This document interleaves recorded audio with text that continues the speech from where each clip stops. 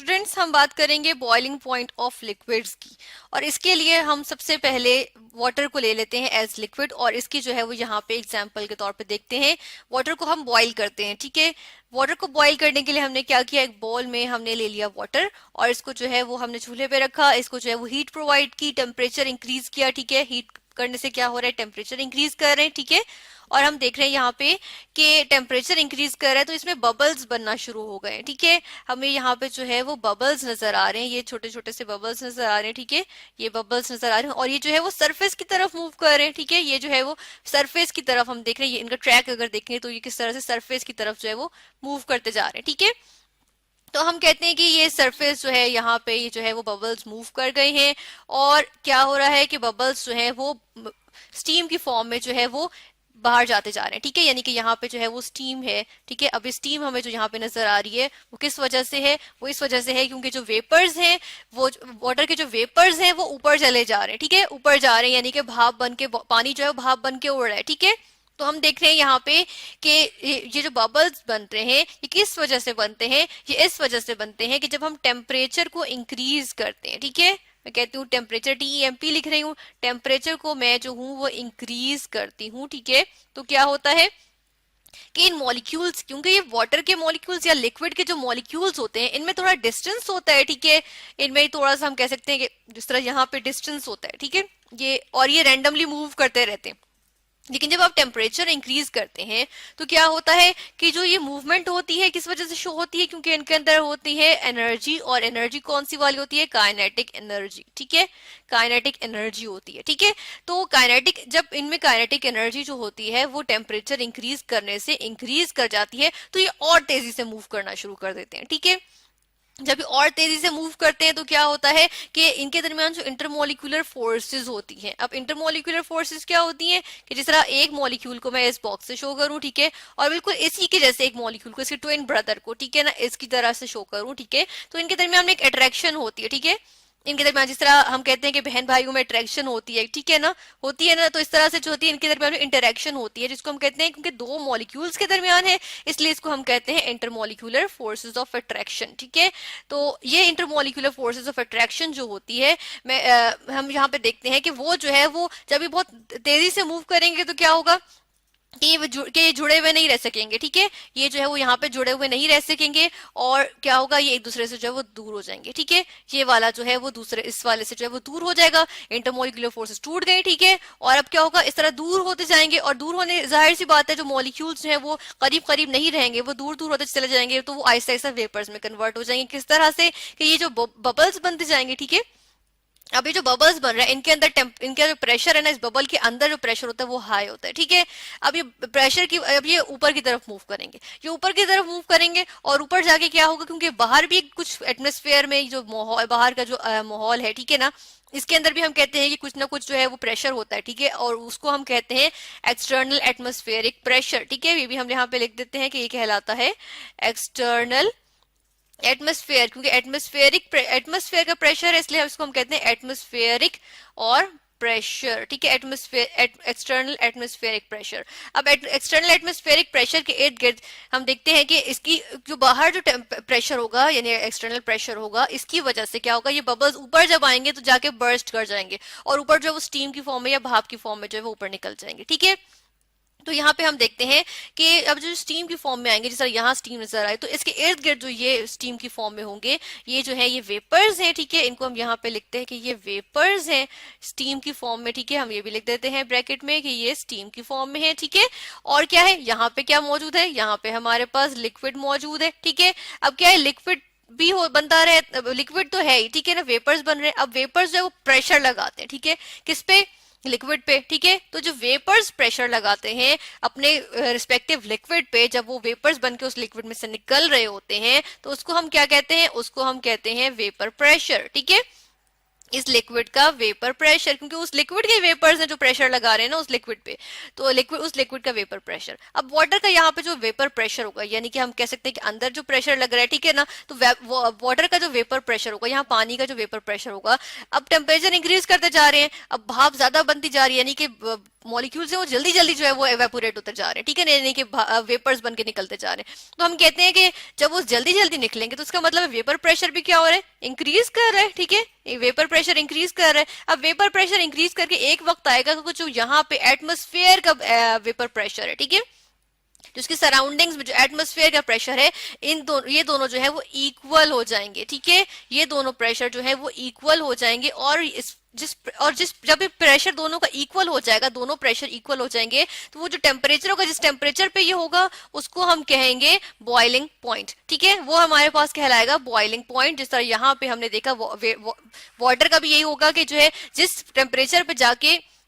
Water का vapour pressure जो है वो बाहर जो प्रेशर होगा उसके इक्वल हो जाएगा, तो हम कहते हैं कि बॉइलिंग पॉइंट जो है वो अचीव हो जाएगा, ठीक है, और उस पॉइंट पे जो है वो लिक्विड जो है वो इवेपोरेट होना शुरू हो जाएगा, करता रहेगा, ठीक है, बॉयल होना शुरू हो जाएगा, उबलना शुरू हो जाएगा, ठीक है।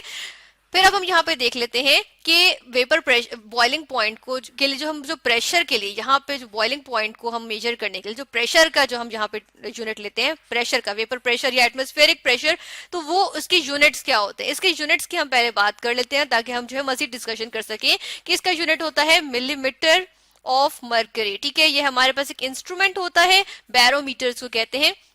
ठीक है, इसको हम कहते हैं बैरोमीटर। बैरोमीटर बार से निकला है क्योंकि बार होता है प्रेशर से निकला है, ठीक है, प्रेशर के लिए यूज होता है, तो बैरोमीटर होता है, उसमें जब हम मरकरी डाल के जो है हम प्रेशर को जो है मेजर करते हैं, ठीक है, तो इसलिए हम कहते हैं मिलीमीटर्स ऑफ मरकरी हम लिखते हैं, AHG मरकरी के लिए जो है वो सिंपल यूज करते हैं, ठीक है, तो मिलीमीटर्स ऑफ मरकरी में यूज करते हैं। और यूजुअली एक्सटर्नल एटमॉस्फेरिक प्रेशर जो हम नॉर्मली लेते हैं वो होता है 760 मिलीमीटर्स ऑफ मरकरी, ठीक है, अब मिलीमीटर्स ऑफ मरकरी भी लिखते हैं और मिलीमीटर्स HG यानी कि मिलीमीटर्स ऑफ मरकरी इस तरह लिखते हैं, ठीक है, तो ये हमारे पास जो है वो आ गया यूनिट, ठीक है, प्रेशर का यूनिट हम लिख देते हैं यहाँ पे, ये प्रेशर का यूनिट है, ठीक है। अब हम क्या करते हैं कि बॉइलिंग पॉइंट को जो है डिफरेंट लिक्विड्स के देख लेते हैं, और इसके लिए हम जो है वो वाटर के अलावा 2-3 मजीद लिक्विड्स ले लेते हैं, ठीक है, कौन कौन से लिक्विड ले लेते हैं, मैं यहाँ पे ले लेती हूँ डाई इथाइल ईथर, ठीक है, डाई इथाइल ईथर, इसका स्ट्रक्चर साथ के साथ बना लेते हैं। डाई इथाइल ईथर का जो है वो स्ट्रक्चर अगर होगा तो कैसा होगा, डाई इथाइल स्ट्रक्चर का स्ट्रक्चर होता है C2H5, ठीक है, ये इथाइल होता है, एक इथाइल, ठीक है, और ये बीच में ऑक्सीजन आता है जिसकी वजह से बीच में ऑक्सीजन आने की वजह से ये ईथर कहलाता है, और दूसरी तरफ होता है C2H5, ठीक है, 2 इथाइल आ गए, डाई इथाइल ईथर, ठीक है। फिर हम देख लेते हैं स्ट्रक्चर, दूसरे एक और यहाँ पे सब्सटेंस ले लेते हैं, एक और कंपाउंड ले लेते हैं, इसको हम कहेंगे इथेनॉल, ठीक है, इथेनॉल। अब इथेनॉल का यहाँ पे जो है वो स्ट्रक्चर देख लेते हैं, ये क्या होता है C2H5, ठीक है, और OH से ये जो है वो अटैच्ड होता है जिसकी वजह से हम कहते हैं कि ये जो है वो अल्कोहल है, इथेनॉल कहलाता है, ठीक है। एक और हम यहाँ पे जो है वो मॉलिक्यूल ले लेते हैं या किसी सब्सटेंस की या कंपाउंड की बात कर लेते हैं, और वो हमारे पास जो है जो हम जिसकी हम यहाँ बात ही कर रहे हैं यानी कि वाटर, ठीक है, तो हम यहाँ पे वाटर भी ले लेते हैं, ठीक है, और वाटर का स्ट्रक्चर होता है H, और ये एक और ऑक्सीजन, ठीक है, और ये एक और जो यहाँ पे हमारे पास होता है हाइड्रोजन, ठीक है, ये हमारे पास वाटर का स्ट्रक्चर होता है। अब हम यहाँ पे देख लेते हैं कि इनकी अगर डिफरेंट इनकी नेचर की बात कर लेते हैं, ठीक है, बॉइलिंग पॉइंट में हम इनके नेचर की बात करते हैं, ठीक है, तो इनके नेचर की बात करने में हम जो है वो इनके कुछ फैक्टर्स भी साथ के साथ देखेंगे यहाँ पे कि जो बॉइलिंग पॉइंट को डिटरमिन करते हैं, ठीक है। तो यहाँ पे हम जो है वो ऐसे करते हैं कि इसको उठा के हम थोड़ा सा ऊपर ले आते हैं इस ग्राफ को, ठीक है, यहाँ से इसको मैं थोड़ा सा ऊपर ले आती हूँ, इधर को थोड़ा सा ले आती हूँ, ठीक है, ताकि हम जो है वो क्लियरली बात कर सकें, ठीक है। अब यहाँ पे हम देख रहे हैं कि हमारे पास जो है वो ग्राफ बने हुए हैं, अब ये 3 ग्राफ आ रहे हैं हमारे पास, ठीक है। अब इन तीनों ग्राफ किसके है, डाई इथाइल ईथर का है, इथाइल अल्कोहल का और वाटर का है, ठीक है। तो हम एक एक करके जो है वो इन तीनों की बात करते हैं, और हम देखते हैं कि नेचर ऑफ लिक्विड पे अगर हम बात करें तो 2 तरह की नेचर हो सकती है लिक्विड्स की, एक होती है पोलर यानी कि पोल्स बने हुए होते हैं, ठीक है, और एक होती है नॉन पोलर, ठीक है, जिसमें जो है पोल्स नहीं होते, ठीक है। अब हम इस तरह से बात कर लेते हैं कि जो C2H5 है या ये डाई इथाइल ईथर है, इसको मैं कहती हूँ कि ये नॉन पोलर है, ठीक है, यहाँ पे मैं इसको जो है मेंशन कर देती हूँ कि ये जो है वो क्या है, ये है नॉन पोलर, ठीक है, इसमें पोल्स नहीं बनते, ठीक है। और पोल्स किस तरह से बनते हैं हम ये देख लेते हैं, हम वाटर की मिसाल में ले लेते हैं, ठीक है। ऑक्सीजन जो है इसके अंदर ये एबिलिटी होती है कि ये जो हाइड्रोजन दोनों हाइड्रोजन से बॉन्ड्स बना रहा है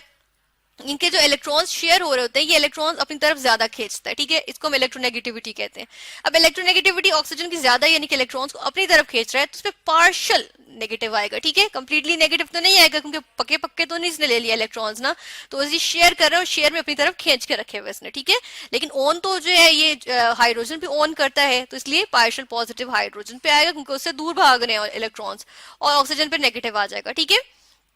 फिर हम देखते हैं ये पोल्स बन गए हमारे पास। अब इन पोल्स की वजह से हम कहते हैं कि जिनमें पोल्स होते हैं उनका जो बॉइलिंग पॉइंट होता है वो क्या होता है, वो हाई होता है, ठीक है। मैं यहाँ पे लिखती हूँ कि क्या होता है, high boiling point, B boiling के लिए लिख रही हूँ, पीटी पॉइंट के लिए लिख रही हूँ, ठीक है। और पोल्स ना बने होने की वजह से जो है वो लेस अट्रैक्शन होती है आपस के मॉलिक्यूल्स में, और हम कहते हैं कि जब नॉन पोलर होते हैं उनमें क्या होता है, उनमें जो लेस बॉइलिंग पॉइंट होता है, बी बॉइलिंग पीटी पॉइंट, ठीक है। तो यहाँ पे हमने देखा नेचर ऑफ लिक्विड का ये असर होता है। इसी तरह हम इथेनॉल की बात करें तो इसमें जो होता है वो पोल्स होते हैं, लेकिन हम कहते हैं कि उसमें लेस पोल्स होते हैं, ठीक है सर। यहाँ पे नेगेटिव होगा और यहाँ पे हाइड्रोजन पे पॉजिटिव होगा, ठीक है। ये लेकिन यहाँ पे जो है वो कम जो है वो इस तरह पोलैरिटी होती है, ठीक है। फिर हम बात करते हैं इंटरमोलिक्यूलर फोर्सेस की। इंटरमोलिक्यूलर फोर्सेस की बात करें यानी कि हमने कहा था कि दो मॉलिक्यूल्स के दरमियान जो अट्रैक्शन होती है, फोर्सेस ऑफ अट्रैक्शन होती है, ठीक है। तो इसमें हम बात करते हैं जब पोल्स बने होंगे, जिस तरह वाटर में यहाँ पे पोल्स बने हुए हैं, तो क्या होगा कि अगर मैं बिल्कुल वाटर का ऐसा ही एक स्ट्रक्चर और बना लूं, ठीक है, यहाँ पे इस तरह से, ठीक है, जिसके अंदर भी पोल्स बने हुए हैं, ठीक है, किस तरह से कि ऑक्सीजन है यहाँ पे और यहाँ पे जो है वो वाटर, और यहाँ पे सॉरी पार्शियल पॉजिटिव और पार्शियल पॉजिटिव नेगेटिव, ठीक है। तो अब मैं देख रही हूँ कि जो एक वाटर का मॉलिक्यूल होगा, इसका जो हाइड्रोजन होगा वो दूसरे के ऑक्सीजन के जो है वो अट्रैक्ट करेगा, ठीक है। जिस तरह इसको मैं यहाँ पर जो है वो क्लियरली बना देती हूँ इस तरह से कि ये एक और ऑक्सीजन है, ठीक है, और ये हाइड्रोजन और ये हाइड्रोजन, ठीक है। अब क्या होगा कि ये मैं देख रही हूँ कि ये भी जो है वो पार्शियल नेगेटिव है और ये पार्शियल पॉजिटिव है, तो क्या होगा, इनके दरमियान अट्रैक्शन होगी, और ये दो एक मॉलिक्यूल की दूसरे मॉलिक्यूल के साथ अट्रैक्शन है, इसलिए इंटरमोलिक्यूलर फोर्स ऑफ अट्रैक्शन है, ठीक है।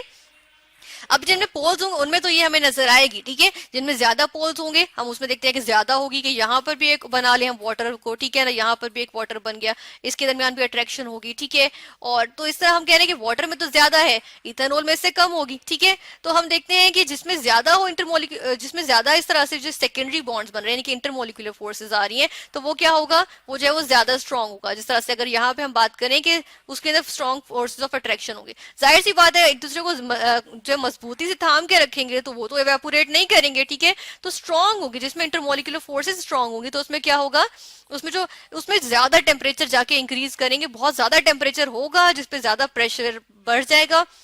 तभी जाके हमारे पास जो है वो लिक्विड बॉयल होगा। तो हम कहते हैं कि टेम्परेचर हाई हो जाएगा, यानी कि हाई बॉइलिंग पॉइंट होगा, ठीक है। हम कहते हैं boiling point B boiling PT point, high boiling point होगा जिनके अंदर इंटरमोलिकुलर फोर्सेस स्ट्रॉन्ग होगी, जिस तरह हमने यहाँ पे वाटर की मिसाल ले ली, ठीक है। तो हम देख रहे हैं कि जब यहाँ से जो है वो इंक्रीज कर रहे और 100 पे जाकर जो है वो बॉयल होना शुरू हुआ, यानी कि जो एक्सटर्नल प्रेशर था, यहाँ पे एक्सटर्नल प्रेशर मैं देख रही हूँ कि जो है वो क्या मौजूद है हमारे पास, 760 टॉर है या 760 मिलीमीटर ऑफ मरकरी, ठीक है। तो टॉर या मिलीमीटर, यानी कि मैंने मिलीमीटर ऑफ मरकरी कहा था, मिलीमीटर एच, ठीक है, तो ये इक्वल होता है टॉर के, ठीक है।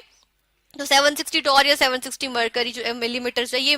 यूनिट्स हैं प्रेशर को मेजर करने की, और डिग्री सेल्सियस जो है हम क्या कह रहे हैं किस चीज का यूनिट है, वो टेम्परेचर का यूनिट है, ठीक है। तो हम यहाँ देख रहे हो 100 डिग्री सेल्सियस पे जाके जो है वो ये जो है वो बॉयल हो रहा है। इसी तरह इथाइल अल्कोहल उससे कम पे बॉयल हो रहा है, और डाई इथाइल ईथर उससे भी कम पे बॉयल हो रहा है, क्योंकि उसके अंदर जो है बिल्कुल वाटर और इथेनॉल की कंपेरेटिवली वीक इंटरमोलिकुलर फोर्सेज हैं, ठीक है।